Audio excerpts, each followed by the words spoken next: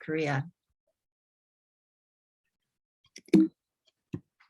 Just to introduce our organization, my husband and I co-founded Ignis Community, which is a nonprofit organization which has been working in North Korea since officially since 2008, but our family started to work in North Korea in 2007.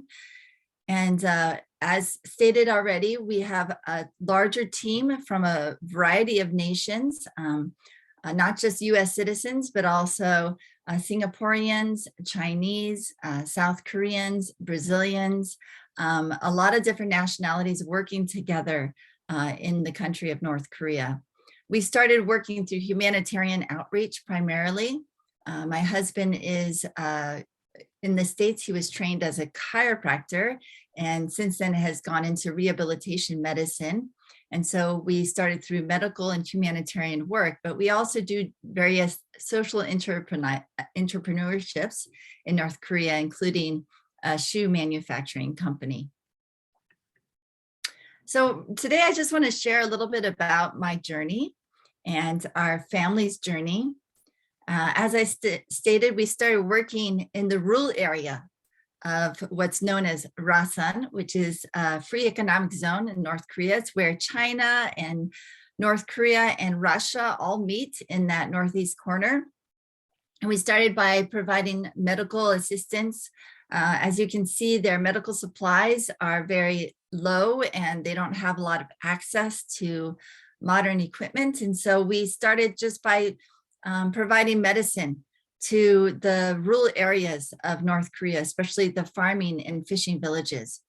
But the more time we spent in North Korea, the more experience we were able to have. And we took a trip into Pyongyang. And from there, we were invited to work in the capital city of Pyongyang. And so today I want to focus mostly on our Pyongyang Spine Rehabilitation Center, or PYSRC for short. This is our family. The last time we were going into Pyongyang before the geographic travel restriction hit in 2017. We raised our 3 older children in North Korea. And our journey actually in Pyongyang starts with this little girl. Her name is Pokshin. And it translated from Korean, it could mean God's blessing.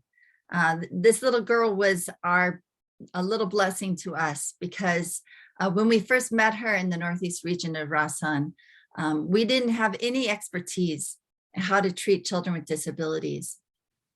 But this little girl came to us, and her diagnosis was spastic quadriplegic cerebral palsy. And so initially, when she came to us as a patient, we honestly told her grandmother, we don't know how to treat children with cerebral palsy. That's not our expertise. But there was nothing else that no one else could offer to her. And so we started to treat her little bit by little bit, especially my husband with his background in rehabilitation medicine. And so as he started to treat her, she started to change. Initially, Pokshin couldn't even chew her own food. She couldn't even open her fists. And so the only way she was kept alive was by her grandmother chewing her food for her and then spooning that food into her mouth and helping her to swallow. And so since we knew that she had no other help for medical treatment or any other social services, we actually came down to South Korea, studied a little bit more how to effectively treat children with cerebral palsy, and went back and started treating Pokshin. Well, when we moved to Pyongyang, we asked the director of the hospital in Pyongyang, can you give us 1 bed to give to Pokshin? And actually he said, what do you mean? There are no children with cerebral palsy in our country. And usually a medical doctor, when they come across a child with severe disabilities in North Korea, they typically tell the parents, it is difficult enough for normal people to survive. Don't let your child suffer long. let your child go quickly. And what this means is they're trying to say in a very compassionate way, we have nothing we can offer to your child. Don't let them suffer. Just let them pass away. But we insisted on asking the director of the hospital for a bed so that we could continue to treat this little girl, Pokshin. And so this little girl traveled from the northeast corner of Rasan all the way to the capital city of Pyongyang to continue to receive the medical treatment we could offer her. And as other families started to see in the hospital that a child like this was actually being treated, they started to call their friends and families in their villages and in their areas and say, a child with disabilities like yours or like mine is being treated at the Pyongyang Medical School Hospital. Quick, bring your child to the hospital for treatment too. And so through this one little girl, Pokshin, mothers and their children started to line up for treatment in the Pyongyang Medical School Hospital. And so as a result, the director of the hospital realized that this was something that really was serious, that he needed to do something about this. And so he came back to us and said, let's figure out how we can start treating children with cerebral palsy and other developmental disabilities. And so that is how our medical treatment, pediatric rehabilitation was birthed in Pyongyang, North Korea. And as we started to treat the children in the hospital, as introduced, my expertise is actually in educational therapy and special education. And so these children would come to the hospital to be treated, but most of them had never received an education. So in North Korea, if you have a child with a disability, they're usually kept at home secretly. Even Pokshin's own close relatives outside the immediate family and her father's coworkers did not even know that Pokshin existed. And so these children don't have any opportunity for an education. And so as they were receiving therapy in the hospital and being treated and receiving different surgical procedures, I started to realize that many of these kids, even though they were about 10 or 12 years old, they had never learned how to read and write. It wasn't because they weren't intelligent, it's just they never had the opportunity. And so I started to teach these kids in the hospital as they are receiving treatment and providing educational therapy for them.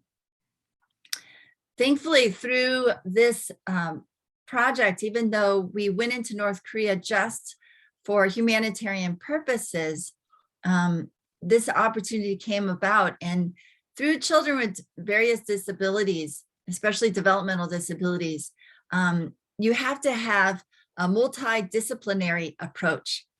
Many children require surgical procedures, neurology, orthopedics, ophthalmology, as well as rehabilitation. And so it was actually the perfect opportunity for us to allow other medical professionals and individuals from all around the world to engage with people in North Korea. Here you can see two pictures of two ladies. One lady is from Brazil, a physical therapist from Brazil who has now joined our team and is providing therapy for children in Pyongyang. And another US citizen, American physical therapist who has now studied DIR floor time therapy and working primarily with children with autism. So through her, not only were we working with children with cerebral palsy, but we started to branch out and provide therapy for children with autism. And you can see that she's doing therapy with this one little boy in this picture. And it was actually at this moment that this boy said his first word for the first time in his life. So as part of the whole campus of the Pyongyang Medical School Hospital, we have developed what we're calling the Spine Rehabilitation Center, but it's actually a center that's for both spine rehabilitation as well as children with developmental disabilities. If you see here, the first 2 floors are actually outpatient care for various spine rehabilitation procedures, and starting 3rd, 4th floor is dedicated to children with developmental disabilities, and the 5th floor is actually for lecture and research facilities, because along with this program, we're not only treating patients, but we're also training medical professionals in pediatric rehabilitation and spine rehabilitation, 2 new medical specialties in North Korea. And despite a lot of restrictions from sanctions, as well as the borders currently being closed, we are so grateful that actually the construction of this hospital is complete, and already 1 medical shipment has gone into North Korea back in June of 2020. We still have a 2nd shipment, medical shipment, that is waiting to be shipped as soon as the borders reopen. And so even though it's not functioning at full capacity as of yet, the hospital is being used to treat both outpatients and children with developmental disabilities. As I mentioned, one of our main focuses is to develop medical specialties in North Korea. And so in this center is my husband and the group of doctors, the cohort of doctors that he has been training in spine rehabilitation. And we have 2 cohorts that we are currently training, working in cooperation with the North Korean medical system. And the more amazing thing is that the Ministry of Public Health in North Korea has given us a contract to develop these medical specialties in all 10 provinces of North Korea. There's a medical school in each province, and we have the opportunity to work in each of those medical schools, as well as work in each of the provincial children's hospitals developing pediatric rehabilitation. And so already through this one small project in Pyongyang, we've been able to branch out to 3 provinces, one just north of Pyongyang, the Pyongan-namdo in Pyeongseong Children's Hospital, developing pediatric rehabilitation there. And then on the west coast in Nampo Children's Hospital, and on the east coast in Wonsan in Gangwon-do Children's Hospital. So even though the borders are closed right now, one of the great opportunities that we have and have had since 2015 is actually bringing North Korean doctors out of North Korea to observe modern facilities as well as receive training. So in 2015, we brought North Korean doctors out to the Philippines to observe the multidisciplinary approach to treating children with developmental disabilities. We visited many hospitals in Manila, as well as rehabilitation centers. And in 2017, we went to Hong Kong and observed their system, which was primarily focused around rehabilitation, occupational therapy, and conductive education for children with cerebral palsy. Now, I'm going to close with just this really short story. In 2019, before COVID hit, was our last time for us to both visit North Korea and bring North Korea doctors out to Shanghai, China.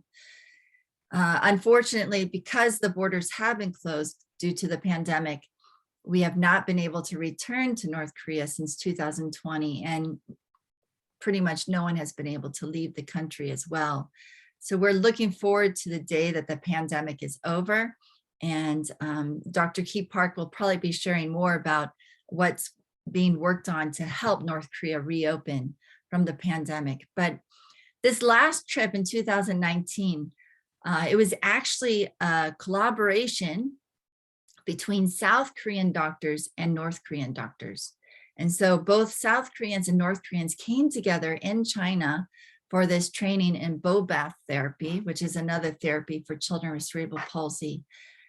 You know, initially, it was very tense, to be honest with you.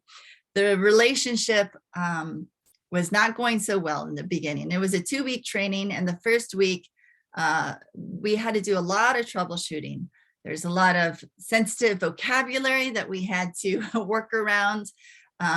You know, they didn't trust each other. The North Koreans and South Koreans did not trust each other, not want to work with each other.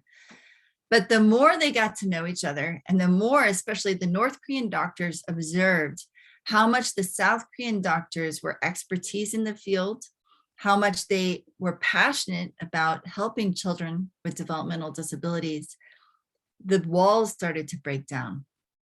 And so the second week of their training together, they really worked well together, and they started to gel together. And so by the end of the second week, the departure, leaving each other, was very difficult.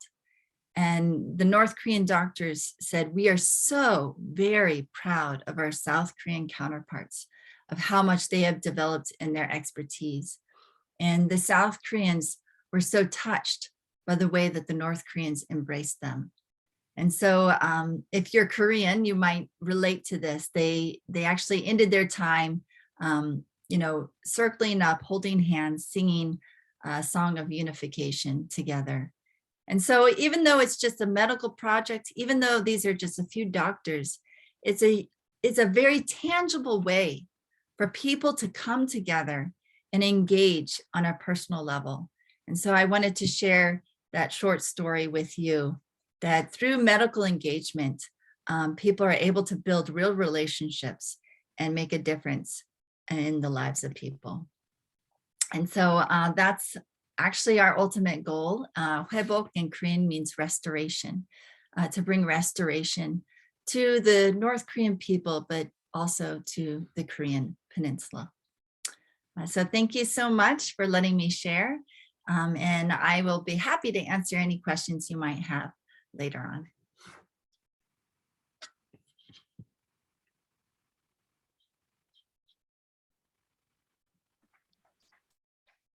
Thank you so much, George, for that. Our next speaker is Dr. Kee B. Park. Dr. Park is a member of the faculty at the Harvard Medical School, where he studies the complex geopolitical factors influencing health in North Korea and the relationships between international security, health and human rights, and health diplomacy.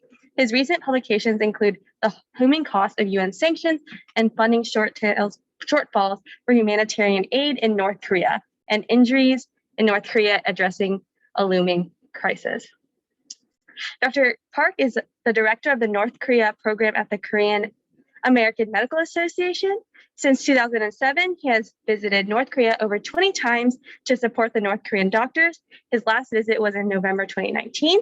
He is a member of the National Committee on North Korea and the Council of Korean Americans. He also serves on the expert panel on surgical care at the World Health Organization in Geneva. He received his MD from Rutgers Medical School, MPH from Harvard Chan School of Public Health, and neurosurgical training at Temple University Hospital. He is a diplomat of the American Board of Neurological Surgery. Let's give a warm welcome to Dr. Park. Hi, everybody. Can you all hear me?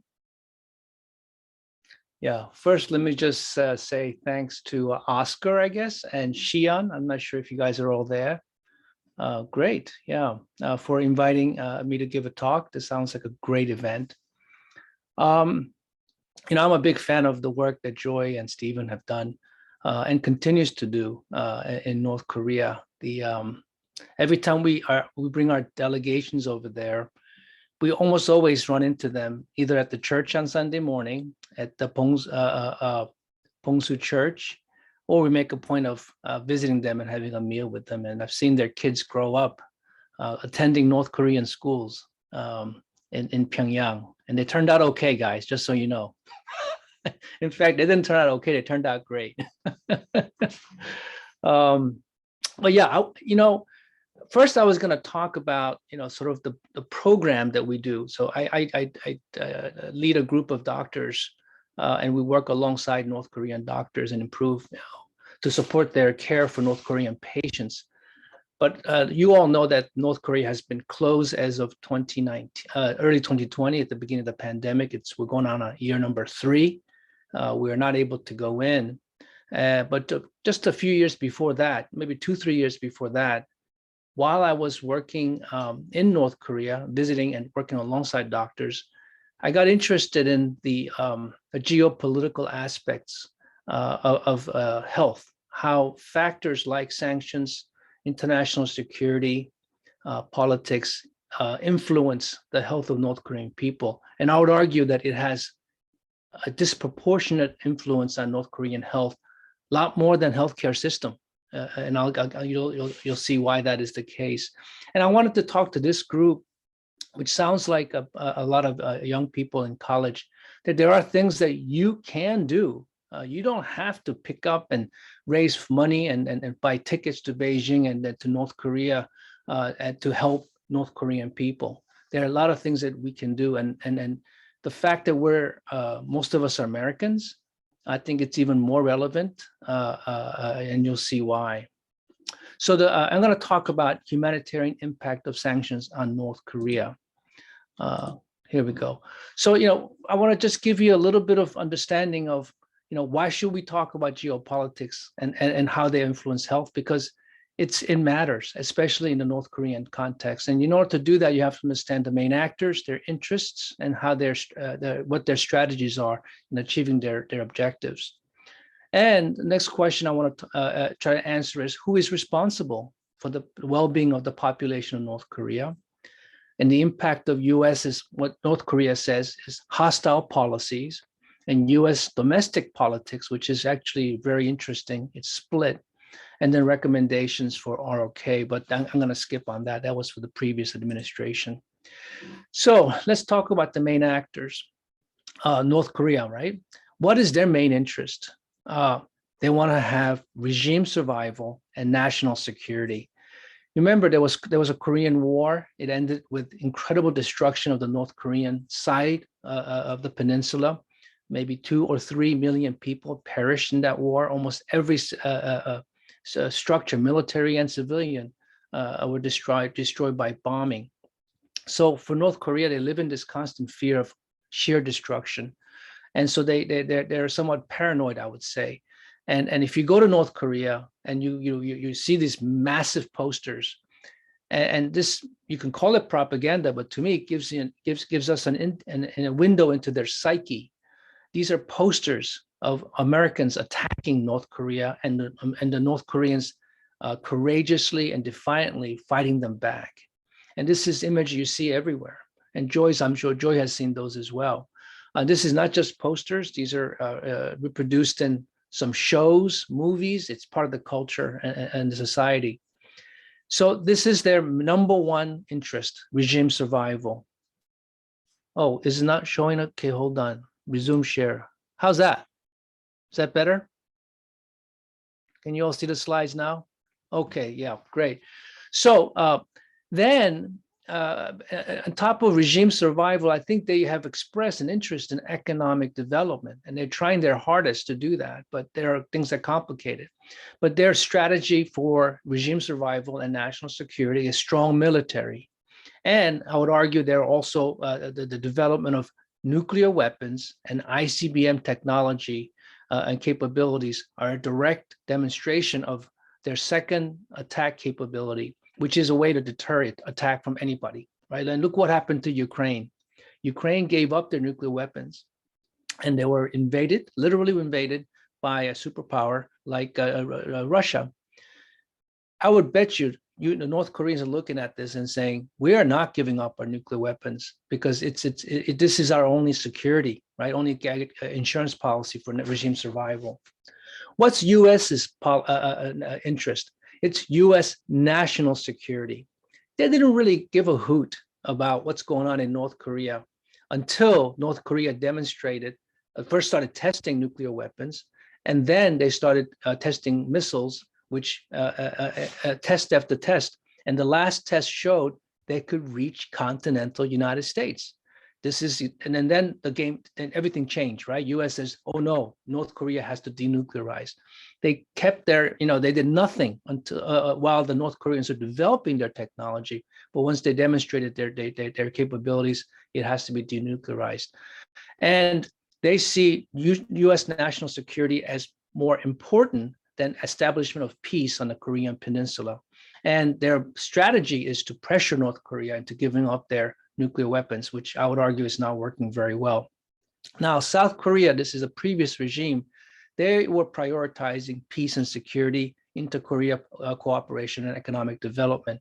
And their main strategy was engagement and diplomacy, possibly end the war declaration and US ROK cooperation. I think the new Yoon Suk-yeol administration may take a much more hawkish point of view, but it will be more aligned with US policy. So it remains to be seen what South Korea will do next. So let's talk about humanitarian aid. North Korea is ambivalent about external assistance of food and medical aid. Why is that? Because if you look at how much external humanitarian assistance actually gets delivered in North Korea, because of the sanctions and the funding cuts, it's about, prior to the pandemic, about $25 million a year of external assistance on humanitarian aid. That's about $1 per person per year. This pales in comparison, let's say, countries like Myanmar before the coup, or Vietnam even. So for North Korea, $25 million of aid, and to have to create this entire system to monitor foreigners inside their country, it is sometimes not worth their time. Plus, their attitude has never been, please help us because we're hurting. They'll do that only when they're desperate. But they're more now saying, we want development assistance. We want to increase our productivity, build more factories. We want to be able to compete economically. They want solidarity, not charity. And humanitarian aid really is charity.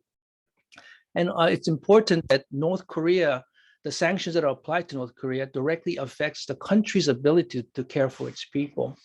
Now, South Korea is actually conflicted by their desire to help North Korea because we're same people, right? Same Koreans, but they tend to respect the sanctions, international sanctions that are in place, so that keeps their hands tied as far as inter-Korea cooperation. Now, US, since the pandemic, and also because of the sanctions were ramped up to what we call sectoral sanctions, these are economic blockade, US has become increasingly defensive about what they call as unintended consequences of these sanctions. I would argue they know. These are not unintended. These are just expected consequences. And so these are sanctions that impact the most vulnerable population of North Korea. So I think they're on a defensive right now. And I would say, people like me and Joy and a number of other people, we have actually spoken out openly and engaged the media and engaged the UN and said, there are severe consequences of these current sanctions regime, and it is hurting the most vulnerable population. If we had not spoken out, I'm not sure the US government or the UN Security Council would have really taken the proactive actions to really streamline humanitarian assistance. I don't think they would have done it. I don't know about Joy. We could talk about it towards the end if we want. But it's also interesting that US is also saying it's open to humanitarian aid to North Korea. But remember, North Korea doesn't want handouts. They want solidarity. So there's this argument, who is responsible for the people of North Korea? And there are people within actually US administration, they say things like North Korea has abandoned its people to seek a military development and nuclear weapons.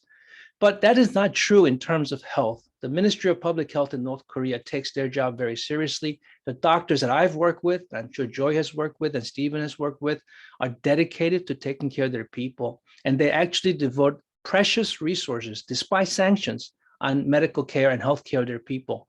For example, there's a picture of a CAT scan that was domestically developed and manufactured as a prototype working at the Kimchek Hospital. It's a head CT scan.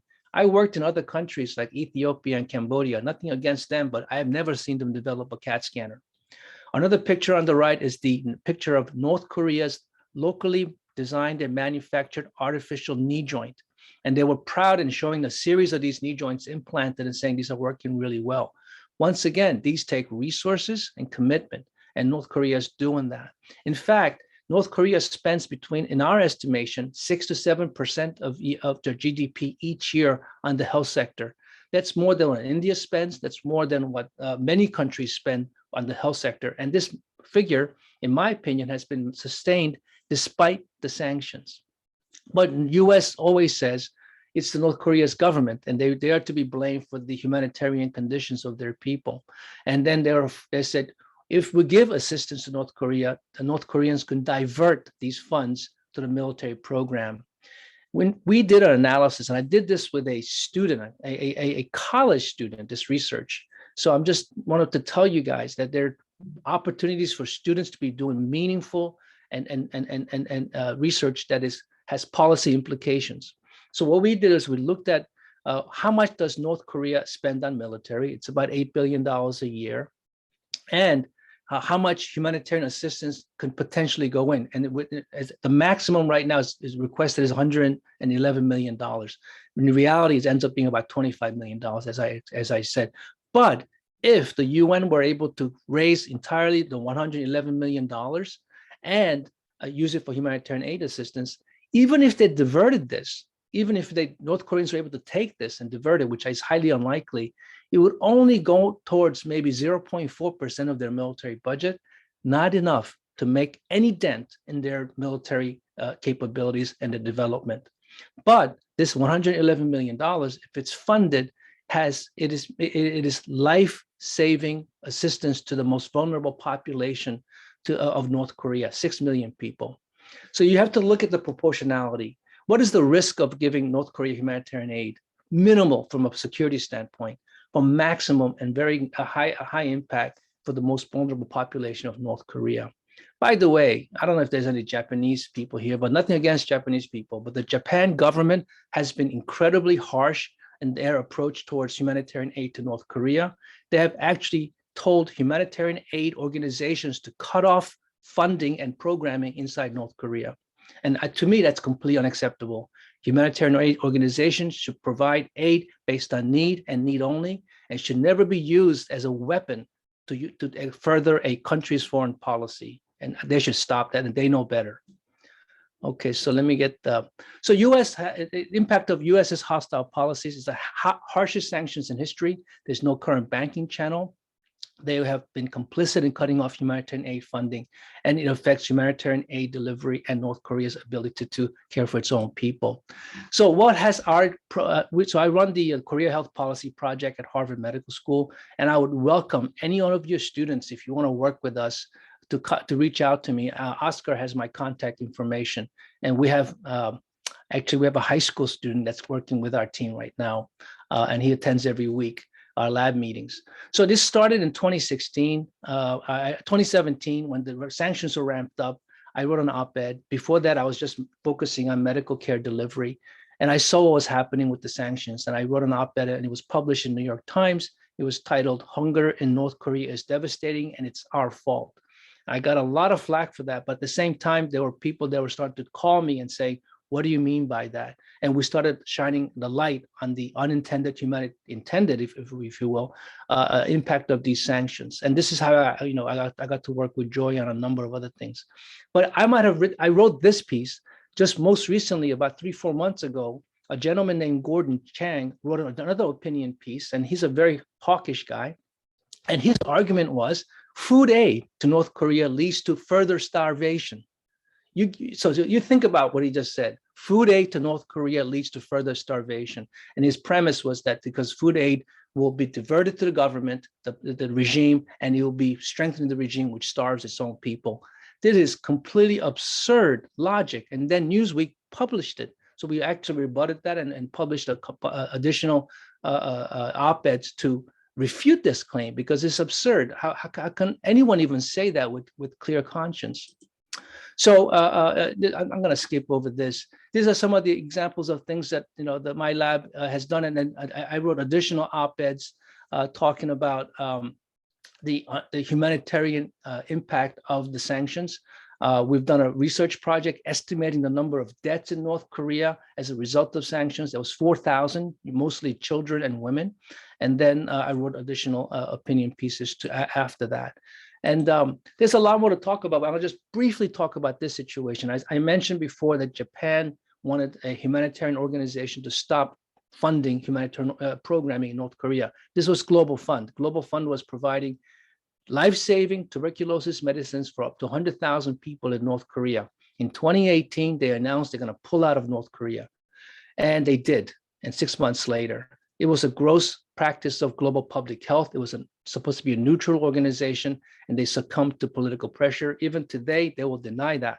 But we went ahead and criticized them openly. We did an analysis that showed, in fact, the grants for North Korea for TB programming is one of the best performing grants in Global Fund's portfolio. And we kept pressure on Global Fund, and they ended up going back into North Korea a year later and announcing a $41.7 million grant for TB. It's on hold because of the pandemic. The point I'm trying to make here is that we are not powerless. Students like you are not powerless. You can get involved when you see an injustice, when you see wrongs, stand up against it, use your intelligence, team up with people like me or Joy or other people, do good research and show that, if people are saying things that are not exactly true, you can prove that and go against these people.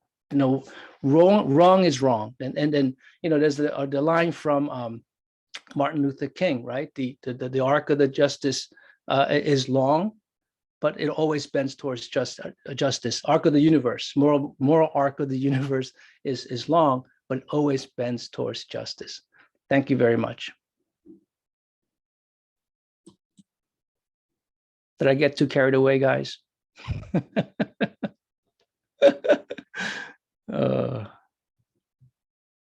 Sorry, I used up too much time.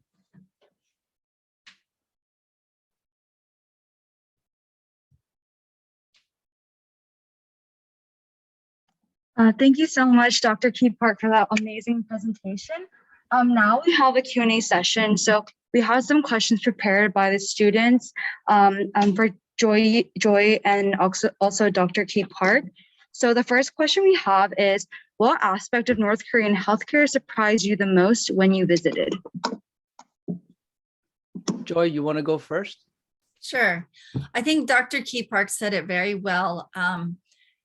The North Korean people actually care very well for their own people, and the medical system is very well developed in the way that they have medical care provided all the way down to the very small villages in North Korea. So the system is such that the tertiary hospitals are typically in Pyongyang, but then each province has their own main hospitals as well. And then those hospitals then go down to the city level and then down to even the village level.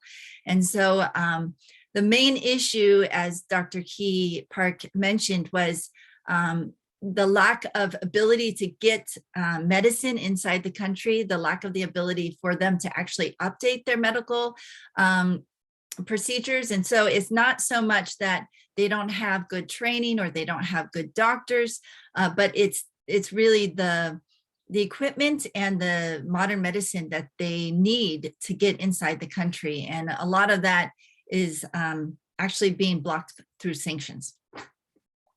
Yeah, I'll echo what Joy said. First of all, in terms of health for the population, North Korea is, they are doing everything that they can to help their people. Now, in terms of political prisoners, you all know the story behind that, but that's a much smaller number, and how they deal with it, I may not agree with it, but that's not, in my opinion, what the Ministry of Public Health is responsible for, and they do a lot. I give you one data point. When the pandemic started, they shut off all imports and exports, right? The border was completely sealed. And most recently, they started importing things back into the country. And last year, this is during the pandemic, they imported $1 million worth of insulin, right? This is now, North Koreans are paying for this, right? This is not a handout. There's WHO, we check with WHO, they don't have anything going in or any other NGOs. $1 million worth of insulin. And we did the calculation and said, how much insulin, if they wanted to treat the elites of the Pyongyang, right, 2-3 million people, and then have the number of people with diabetes, it far exceeded the population, the elite population needs for diabetes, right? So it actually would be enough to cover almost half the diabetes prevalence on all over the country. This is important to know. Why would they actually spend precious money during incredibly hard times to buy medicines, and that it's clearly designed for more than just the elite population? Because people always say, right, it's only for the elites. Not true, not true.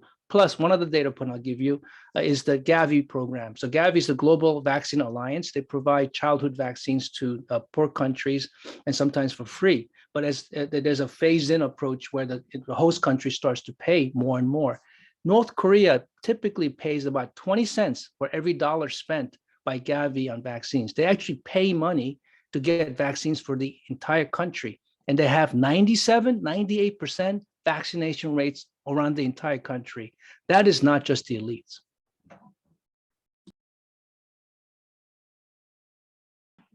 We'd like to now open up the floor to questions from our audience. Does anybody have a question for either of our speakers? I just speak And then I'll repeat it just in case. Okay, so I guess my question is like, what does he think? What does Dr. Hart think the rest of the world should do that's like that the people of North Korea, in terms of like should we lift the financial sanctions, or should we like what should we do? Because I think you mentioned like some of the economic sanctions are hurting the North Korean people. Mm-hmm. Dr. Kee Park, so a student asked, what do you think that the rest of the world should do to help the people of North Korea the most? Repeat that question again, you just cut out. Sorry. Sorry, yes. So the question was, what do you think the rest of the world should do in order to help the people of North Korea the most? Wow, great question. I thought I heard something about sanctions, but yeah, that's that. So maybe I'll answer in two parts. Number one, I think so I'm a surgeon, but I'm also a public health practitioner. And there's a great video going around right now made by Korea Peace Now. Maybe they should show it at the end. And I'm in that one. And so is Joy. And in that one, I say peace is a prerequisite for health. And if you don't think that's true, look what's happening in Ukraine, right? War is horrible for health, not just military, individuals, children, women, everybody. So in North Korea, I would say, if I had my wish list right now, I would love to see peace and the war declaration between U.S. and North Korea, ultimately leading to a peace treaty. And as far as sanctions go, I think at least just a little more technical, but the sanctions that impact the civilian economy should be rolled back. And they should have done that when North Korea was willing to give up some of their, military type of assets like Yongbyon and things like that. But we don't need to get into the tit and tat for the sanctions. Joy, what do you think? Absolutely. The number one problem on the Korean Peninsula, in North Korea particularly, is that North Korea is still in a mindset of war. And I explain why, and I explain their history and their understanding in my book, if you're interested in reading it. But if you're always in a mind state of war, you're always going to prioritize your military. You're always going to prioritize defense. And so it's not that they're not caring for their people, but the best way to care for their people is to protect them. And so that's number one. Declare an end to the Korean War, absolutely. And I think sanctions today, whether we realize it or not, especially what US citizens, what college students can really get involved in right now, is really advocating with our own government, with the US government, because it's really not the UN, it's not other countries, it's the US who are leading these sanctions against North Korea. And so we have to speak up. We have to let our voice be heard, especially when it affects humanitarian assistance. As Dr. Kee Park so eloquently says, humanitarian aid should never be linked to politics. Whether a person is living in Ukraine or in North Korea or in India or in the United States, they are a living person. They are a human being that we have the right to basic necessities, basic medical care, food, nutrition. That should never be linked to politics. But unfortunately, with North Korea, that has been the case, that we have actually limited and bound humanitarian aid workers from working inside the country with a political objective.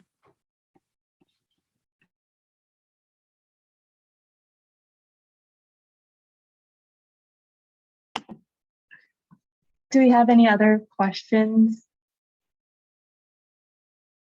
I guess I have a question for Joy, also Dr. Park, if you wanted to weigh in. When you were starting your initiatives in North Korea, first starting them, did you feel any like pushback, political or otherwise? And if you did, like, how did you go about dealing with that?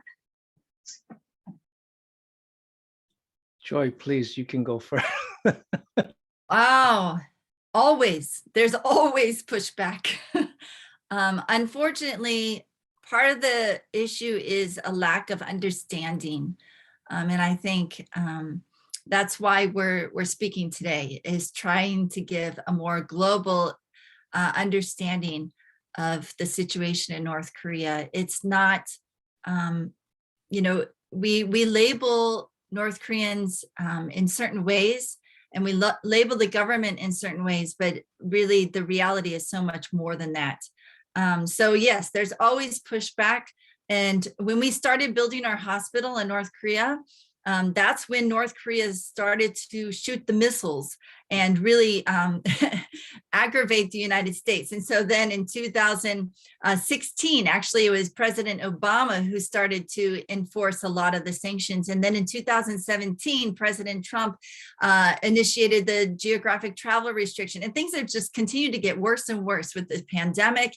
And so it's not only that individual donors or individual people are pushing back, it's entire nations, the entire system, the United States, as well as the UN. Now there's sanctions against, metal, and we can get exemptions for all this for humanitarian purposes, but it's a lot of red tape, and it should have never happened in the first place. Yeah, so I remember one of my colleagues gave an interview. This is like early, maybe 10 years ago, after coming back from Pyongyang to, I think it was LA Times. So it was a well-known, and so he talked about working with North Korean doctors. This is about 10 years ago. And it was an online article, and a few people wrote a comment, on the bottom, anonymous. And it was something to the effect of, you're a communist, you should go and live in Pyongyang forever, or something really nasty. And it wasn't just one, it was just a number of them. And that scared the crap out of me, right? And then I've had that happen to me when I give talks at these meetings, and then I say, this is what I do. And people immediately associate me as pro-communist, Kim Jong, whatever. And, I stayed away from politics. I said, I'm a medical doctor and I'm staying in my lane. But then, of course, that I decided to speak out about how the U.S. policies were hurting, putting innocent people at risk in the name of U.S. national security. And I, if you look at what's happening in Ukraine, and these are innocent people dying through bombardment. And now people are saying, oh, Putin is committing war crimes, right? US has done that. And we should not allow our government to behave in such horrific ways. They stand behind this veil of, well, we don't really know that for sure, and it's collateral and all that stuff. But listen, it's US policies. We should not allow our government to place innocent people's lives at risk, or even worse, let them die as a result of our policies. I cannot have that on my conscience, but we do it all the time, not just in North Korea, but other countries too that we apply sanctions to.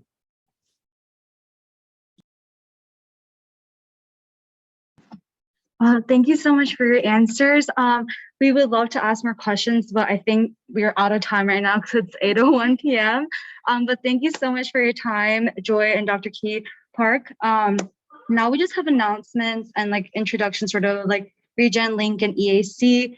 But if people have to go, you guys are free to go now. But if you guys would like to stay, just like for announcements, and then we have food at the end as well. You're welcome to do so. But yes. Thanks, everybody. Good to see you, Joy. Thanks for having me. Good to see you all. Thank you so much. Bye-bye. Bye.